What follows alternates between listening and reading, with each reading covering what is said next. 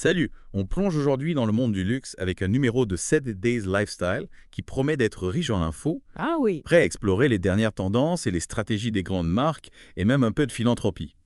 ce numéro du 12 mars est vraiment intéressant, beaucoup à analyser. Absolument. Et on commence en beauté avec une nouvelle qui a fait vibrer le monde de la mode.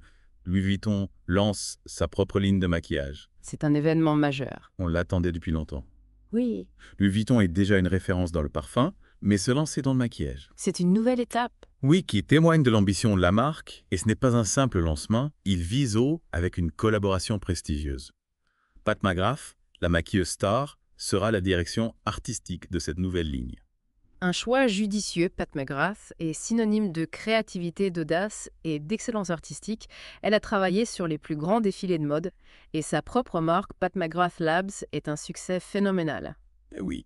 Louis Vuitton s'assure une expertise et une vision artistique de premier plan. Dites-moi, ce lancement s'inscrit-il dans une tendance plus large? On dirait que beaucoup de marques de luxe se tournent vers le marché de la beauté ces derniers temps. Vous avez tout à fait raison. Gucci, Hermès, Valentino, Celine Prada, elles ont déjà franchi le pas et même Jacquemus s'associe à L'Oréal pour créer sa propre gamme de maquillage. Le marché des cosmétiques de luxe est en pleine expansion et les projections estiment qu'il pourrait atteindre 40 milliards de dollars d'ici 2027. Waouh! C'est une opportunité de croissance énorme pour ces marques qui cherchent à diversifier leur offre. Ce qui explique l'engouement autour de Louis Vuitton. Mais en parallèle, on observe un autre phénomène qui bouleverse l'industrie de la mode, la domination du fast fashion sur les réseaux sociaux. Oui, le contraste est saisissant. D'un côté, on a le luxe avec son héritage, son savoir-faire artisanal et ses prix élevés, et de l'autre, le fast fashion qui mise sur la rapidité, la production de masse et des prix abordables. Oui. Sur les réseaux sociaux, c'est cette dernière qui remporte la bataille de la visibilité. C'est ce que révèle une étude de l'agence Osco Square, n'est-ce pas? Ils ont analysé des millions de comptes d'influenceurs. Exactement. Et sur TikTok, par exemple, les marques de fast fashion comme Shein, la boutique officielle, et Pretty Little Things sont omniprésentes. Elles collaborent avec des influenceurs, réagissent instantanément aux tendances et inondent la plateforme de contenu. C'est assez impressionnant cette rapidité, mais est-ce que ça se traduit en valeur réelle pour ces marques? Absolument. Shein, par exemple, a généré un EMV de 23 millions d'euros sur TikTok, contre seulement 5 millions pour Christian Dior, la première maison de luxe du classement. Ah oui. Pour vous donner une idée, l'EMV permet de mesurer la valeur de l'exposition médiatique, un peu comme si on devait payer pour cette publicité. C'est un écart considérable. Ah, Ça montre bien l'impact du fast fashion. Sur cette plateforme, connaît-il d'Instagram, on a l'impression que le luxe y est plus présent. le paysage est un peu plus équilibré sur Instagram, c'est vrai. Mais les marques accessibles dominent toujours le classement. Cézanne, Zara et Shein occupent le podium avec des EMV impressionnants. Les maisons de luxe comme Christian Dior, Louis Vuitton, Gucci et Saint-Laurent sont présentes, mais loin derrière. C'est un défi majeur pour le luxe. Alors comment s'adapter à la vitesse et à la viralité des réseaux sociaux, tout en préservant son image d'exclusivité et de qualité? Le fast fashion a trouvé la formule magique en surfant sur les tendances éphémères et en proposant des produits accessibles. Oui. Tout à fait, le luxe doit trouver sa propre voie pour conquérir ce terrain digital. Ce qui est intéressant, c'est de voir comment ces marques vont réagir face à ce nouveau paysage médiatique. Vont-elles s'adapter aux codes des réseaux sociaux ou rester fidèles à leurs valeurs traditionnelles? Une réflexion passionnante, on va suivre ça de près. Et pour conclure ce premier volet, on va s'éloigner un instant du monde des paillettes pour parler d'une initiative qui nous a touché. Le Jamel Comedy Club organise 2 spectacles de charité au profit de l'association Atlas Kinders. Une belle initiative qui met en lumière le pouvoir du rire et de la solidarité. Atlas Kinder est une organisation à but non lucratif basée à Marrakech, qui vient en aide aux enfants abandonnés. Ouais. Elle leur offre un foyer, un accompagnement éducatif et un soutien psychologique. Actuellement, ils soutiennent 187 enfants. Imaginez l'impact. C'est formidable. Ces spectacles organisés les 14 et 28 mars promettent d'être des moments de rire et d'émotion avec toute la troupe du Jamel Comedy Club mobilisée. On applaudit cette initiative qui montre que l'humour peut aussi être un vecteur de changement positif. C'est un bel exemple de la façon dont le monde du spectacle peut contribuer à des causes importantes. On voit que même dans l'univers du luxe et du divertissement, il y a une place pour la solidarité et l'engagement social. Absolument. Et c'est une belle transition pour la suite de notre exploration. On se retrouve très vite pour parler d'autres aspects de ce monde fascinant avec de nouvelles découvertes et des analyses approfondies. À très bientôt, chers auditeurs, pour la suite de notre aventure.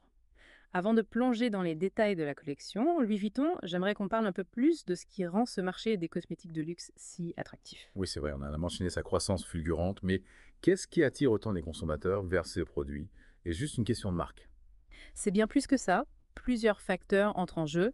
D'abord, il y a l'attrait du prestige et de l'exclusivité. Posséder un rouge à lèvres ou un fond de teint d'une grande maison de luxe, c'est un peu comme posséder un morceau de son rêve. Un peu comme un symbole d'appartenance à un univers raffiné et élégant, un peu comme s'offrir une part de rêve, comme vous dites. Exactement. Ensuite, il y a la qualité des produits. Les marques de luxe utilisent des ingrédients haut de gamme, des formules innovantes et accordent une attention particulière aux textures et aux finitions. On est loin de la production de masse du fast fashion. On s'attend donc à une expérience sensorielle exceptionnelle avec des produits qui subliment la peau et mettent en valeur la beauté naturelle. C'est un argument de poids, surtout pour une clientèle exigeante. Tout à fait. Et puis, il ne faut pas oublier l'importance du packaging. Les marques de luxe soignent chaque détail de la présentation du produit, des écrans luxueux, des designs élégants, des flacons précieux. Tout est pensé pour créer un objet de désir. C'est un véritable plaisir pour les yeux.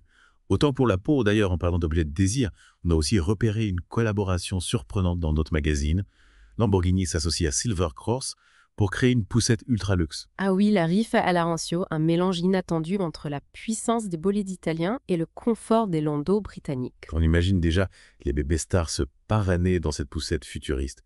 Mais au-delà de l'aspect esthétique, qu'est-ce qui justifie un tel prix pour une poussette? Comme pour les cosmétiques de luxe, il y a la recherche de l'excellence et de l'exclusivité. Lamborghini et Silver Cross ont utilisé des matériaux haut de gamme, des technologies innovantes et un design inspiré des voitures de sport. C'est un peu comme si on offrait à son bébé une première expérience du luxe et de la performance italienne, une entrée dans le monde du luxe dès le berceau. Exactement. C'est un produit qui s'adresse à une clientèle exigeante, qui recherche le meilleur pour son enfant et qui souhaite se démarquer. Et qui n'a pas peur de mettre le prix pour se faire plaisir. Mais revenons un instant à la question du fast fashion et du luxe. On a vu que les marques accessibles dominent les réseaux sociaux, mais est-ce que cela signifie que le luxe est en train de perdre la bataille de l'influence? Pas forcément, le luxe a ses propres codes, ses propres valeurs, qui ne sont pas toujours compatibles avec la logique de l'instantanéité et de la viralité des réseaux sociaux. C'est vrai que l'exclusivité, la rareté, l'intemporalité, ce sont des concepts qui s'opposent à la culture du tout de suite.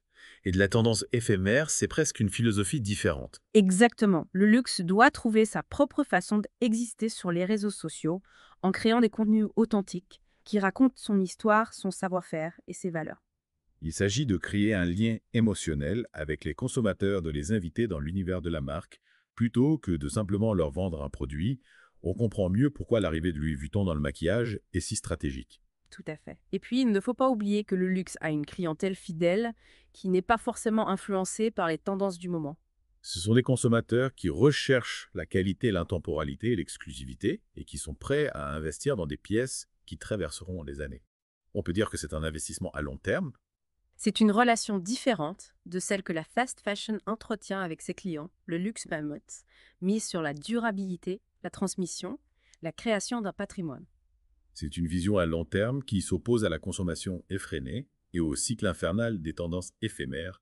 En fin de compte, est-ce que ces deux mondes peuvent coexister? C'est une excellente question et c'est peut-être dans cette différence fondamentale que réside la force du luxe. Face à la frénésie de la fast fashion, le luxe propose une alternative, un refuge, une invitation à la contemplation et à l'appréciation de la beauté intemporelle.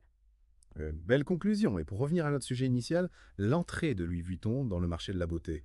On peut dire que c'est un pari audacieux, mais calculé.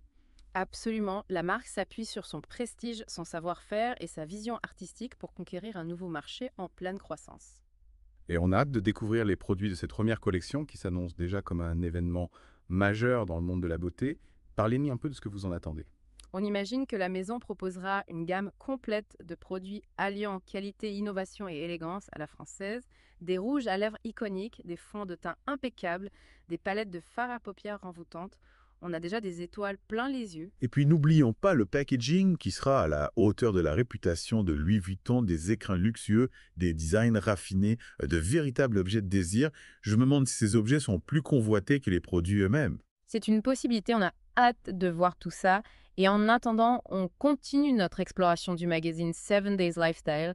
On a encore quelques pépites à partager avec vous. Oui, on a parlé de luxe de mode de beauté, mais on a aussi repéré quelques brèves intéressantes qui touchent à l'art de vivre au bien-être et à la culture, un vrai concentré de tendances. Exactement, on va s'accorder une petite pause gourmande avant de plonger dans ces nouvelles découvertes. On doit parler de luxe de mode de beauté, mais ce numéro de 7 Days Lifestyle est une vraie mine d'or.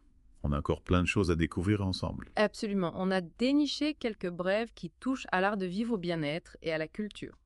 Oui. Des petites histoires qui nous donnent un aperçu des tendances du moment. Par exemple, on a appris que la reine Camilla s'est offert une escapade à Marrakech pour se ressourcer loin du protocole royal. Une destination qui semble attirer beaucoup de monde en ce moment. Un choix judicieux. Marrakech est une ville magnifique qui allie tradition, modernité et douceur, de vivre un vrai contraste avec le rythme effréné de la vie royale. Elle séjournait dans la résidence royale Jnan el-Kébir, un lieu enchanteur réputé pour son calme. Et sa beauté, j'imagine les jardins luxuriants, les patios ombragés. Une pause bien méritée pour la reine consort. Et puis on a aussi découvert que Nespresso s'associe à la marque marocaine Chabich pour une collaboration exclusive. Ah oui, une belle initiative qui met en avant l'artisanat marocain. C'est une tendance qu'on observe de plus en plus, ce rapprochement entre le luxe et l'artisanat. Exactement. Chabich est connu pour ses créations artisanales uniques. Et cette collaboration va donner naissance à des tasses à café façonnées à la main, un mariage parfait entre le savoir-faire marocain et l'univers du café de Nespresso. Une belle façon de valoriser la culture marocaine tout en offrant une expérience café d'exception. On sent que les marques cherchent de plus en plus à proposer des expériences authentiques et personnalisées à leurs clients. Tout à fait. Et pour finir sur une note musicale, on a appris que le chanteur marocain Salam Jouard se lance dans la crypto-monnaie. Une première dans le monde arabe. Après avoir lancé sa propre marque de mode, l'artiste explore désormais l'univers de la blockchain. C'est un artiste qui n'a pas froid aux yeux. Il va créer sa propre crypto-monnaie qui permettra à ses fans d'accéder à des avantages exclusifs comme des rencontres privées ou des places de concert VIP, une initiative audacieuse qui montre que Salam Jouard est un artiste visionnaire qui sait s'adapter aux nouvelles technologies. Voilà qui conclut notre exploration du magazine 7 Days Lifestyle. On espère que vous avez apprécié ce voyage dans l'univers du luxe, de la mode et de la culture. On a vu des marques qui se réinventent des tendances, qui émergent, des initiatives solidaires qui nous inspirent. Le monde du luxe est en constante évolution, mais il conserve ses valeurs fondamentales, l'excellence, la créativité et l'art de vivre. Et c'est ce qui le rend si fascinant. On vous remercie de nous avoir accompagnés dans cette deep dive et on vous donne rendez-vous très vite pour de nouvelles aventures. À bientôt, chers auditeurs, et n'oubliez pas de cultiver votre curiosité et votre sens de l'émerveillement.